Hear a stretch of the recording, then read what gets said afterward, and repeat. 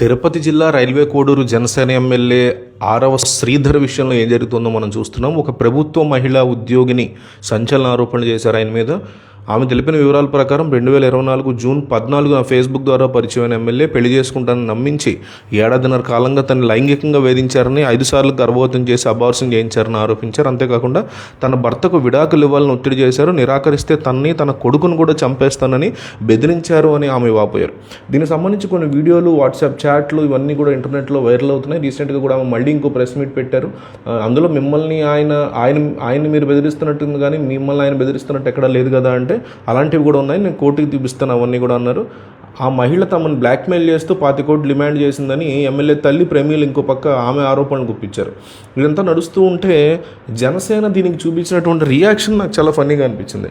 ఎందుకంటే అట్లాంటి ఆరోపణలు వచ్చినప్పుడు అది ఏ పార్టీ అయినా కానివ్వండి, అది జగన్ పార్టీయా, చంద్రబాబు పార్టీయా, పవన్ కళ్యాణ్ పార్టీయా, మోడీయా, రాహుల్ గాంధీయా, రేవంత్, కేసీఆర్ పక్కన పెడితే, అలాంటి ఆరోపణలు వస్తేనే, నేను అనేది ప్రూవ్ అయితే అనట్లా, జాగ్రత్తగానండి, ఆరోపణలు వస్తేనే పక్కన పెట్టాలి, సస్పెండ్ చేయాలి. ఇది బేసిక్ నైతికతకు సంబంధించినటువంటి అంశం. ఫస్ట్ చేయాలి.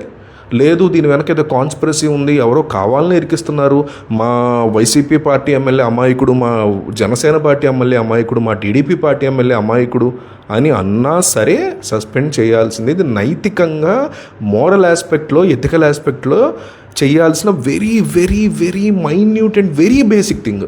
అట్లా చేసిన తర్వాత కమిటీలు వేస్తారో ఇంకోటి వేస్తారో, పోలీసులు చూసుకుంటారు, మహిళా కమిషన్లు ఉన్నాయి, కోర్టులు ఉన్నాయి. ఆ అమ్మాయి తప్పు అయితే ఆ అమ్మాయి తప్పని, ఈయన తప్పు అయితే ఈయన తప్పదని ప్రూవ్ అవుద్ది. కొంతకాలం టైం పట్టచ్చు, బట్ ప్రూవ్ అవుతుంది. ప్రూవ్ అయిన తర్వాత ఇతని మీద కాన్స్పిరసీ అని కనుక తేలితే దాన్ని జనంలోకి స్ట్రాంగ్గా తీసుకెళ్ళి మళ్ళీ అతన్ని వెనక్కి తీసుకోవచ్చు. ఇది అన్ని రాజకీయ పార్టీలు బేసిక్గా చేయాల్సినటువంటి థింగ్. కానీ వీళ్ళు పొర్రపాటును కూడా చేయరు. పవన్ కళ్యాణ్ ఎంత అంటే నాకెందుకో అది అంత సరైన విధానం అనిపించలే. అసలు జనసేన పార్టీ అంతర్గత కమిటీ వేసి వారం రోజుల్లో నిజాలు బయటికి తీయడం ఏంటి? అసలు పాయింట్లెస్ కదా. ఇది ఒక ఆడపిల్లలకు సంబంధించినటువంటి విషయమా, జనసేనకు సంబంధించిన విషయమా? ఇది జనసేన ఎమ్మెల్యే ఒక ఆడపిల్ల మీద అఘాయిత్యాలు చేశారు అని ఆ ఆడపిల్ల వచ్చి చెప్తున్నటువంటి విషయం. సో ఇది జనసేన పార్టీ అంతర్గత విషయం కాదు. పార్టీలో ఏదన్నా కుమ్ములాటలు జరిగో, పార్టీకి సంబంధించి ఏదైనా డిస్కషన్లు జరిగో, ఈ రకంగా ఏమైనా జరిగి ఉంటే ఓకే, ఇది జనసేన పార్టీ అంతర్గత విషయం లేరా బాబు, వాళ్ళు చూసుకుంటారు కాబట్టి కమిటీలు వేశారు అనుకోవచ్చు. కానీ ఇది కంప్లీట్లీ బయట వ్యక్తి. ఆ ఎమ్మెల్యే బయట దొంగతనం చేయొచ్చు, అప్పుడైనా సరే అది పోలీసులకు సంబంధించిన పరిధిలోకి వస్తుంది. ఆడపిల్ల మీద ఇట్లా అన్నారు కాబట్టి ఇది మహిళా కమిషన్ అండ్ మహిళా పోలీసులకు సంబంధించి వస్తుంది. ఏదో భూ కబ్జా చేశాడు, అది కూడా బయట పోలీసులు డీల్ చేసినటువంటి సబ్జెక్ట్ కింద మారుతుంది. అంతర్గత కమిటీ వేయటం అనేది అసలు నాకు ఏమాత్రం అర్థవంతంగా అయితే అనిపించలే. ఫస్ట్ ఆఫ్ ఆల్ ఇమ్మీడియట్గా ఇట్లాంటి ఇష్యూ జరిగినప్పుడు రైట్ అవే వాళ్ళని సస్పెండ్ చేయాలి, ఏ పార్టీ అయినా సరే. తర్వాత వాళ్ళ మీద యాక్షన్ తీసుకునేలాగా పార్టీ కమిటీ కాకుండా నిజంగా అంత సీన్ ఉంటే ప్రత్యేక విచారణ చేయించండి. స్పెషల్ ఇన్వెస్టిగేటివ్ టీమ్స్ ఉంటాయి కదా, చాలా కేసులకి. చంద్రబాబుని లోపలించే ముందు స్కిల్ డెవలప్మెంట్ కేసులో జగన్ పెట్టించారు ఎస్ఐటి, స్పెషల్ ఇన్వెస్టిగేషన్ టీము. అట్లాగే ఇప్పుడు ఈ మద్యం కుంభకోణం కేసులో కూడా ఎస్ఐటి నడుస్తుంది. అట్లాగే పెట్టించండి. దీని మీద ఒక స్పెషల్ ఇన్వెస్టిగేటివ్ టీం ఉండాలి. అది ప్రభుత్వానికి సంబంధించి ఉండాలి, పార్టీకి సంబంధించింది ఏంటి నాకు అసలు అర్థం కాల. అట్లాగే బాధితురాలు ప్రభుత్వ ఉద్యోగాన్ని చెప్తున్న నేపథ్యంలో ఆమెకి ఎటువంటి ప్రాణహాని కలగకుండా చూసుకుంటాం అనేటువంటి రక్షణ కూడా కల్పించడం ఎక్కడ కనిపించలేదు నాకు జనసేన విషయంలో.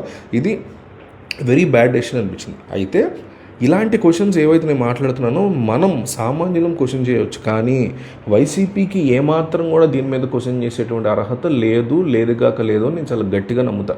ఎందుకంటే అప్పట్లో Gorantla Madhav video right away ఓపెన్గా వచ్చేసింది బయటికి.